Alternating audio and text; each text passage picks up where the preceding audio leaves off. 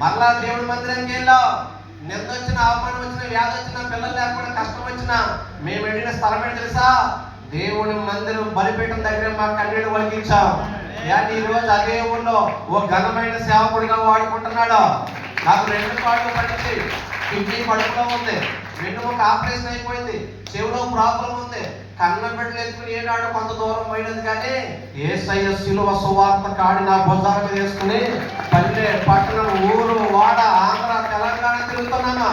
నేను కోపడినట్టు మాట చెప్పి మౌనంగా ఉంటాను.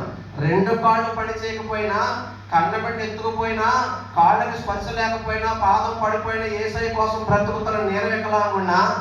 సారీ, కాళ్ళు, కళ్ళు, చేతులు అన్నీ ఉండి దేవుడి కోసం ఏమీ చేయలేని మీరు వికలాంగులా?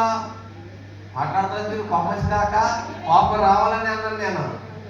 ఇప్పుడు దాకా ఎవరి కోసం బ్రతికావో తెలియదు. ఈ మిగిలిన జీవితాన్ని యేసయ్య కోసం ప్రతిష్ఠించుకో.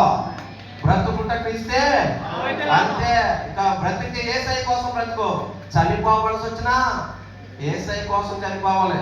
ఈ సంఘానికి తండ్రి గారి, నాన్నగారు బ్లైండ్, మీకు తెలుసు కదా.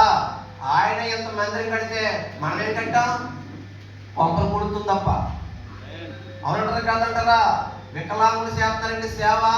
మీరు ఎప్పుడు చేస్తారో? 2 కాళ్ళు పడితే నేనే యేసయ్య కోసం ఎంత కష్టపడుతుంటే, కళ్ళు ఉన్నాయి, కాళ్ళు ఉన్నాయి, చేతులు ఉన్నాయి. ఇప్పుడైనా రాష్ట్రంగా యేసయ్య కోసం బ్రతుకో. టైం లేదు, సమయం వచ్చేసిందక్క. ఇప్పుడైనా ఈ రోజు పౌరస్మృతం చెప్తాను, మీరు ఏమి పని చేయకపోతే అసలు వికలాంగులు మీరే. మా ఇంటికి నా పెన్షన్కి ఇచ్చేస్తాను. బ్రతికితే యేసయ్య కోసం బ్రతుకుదాం.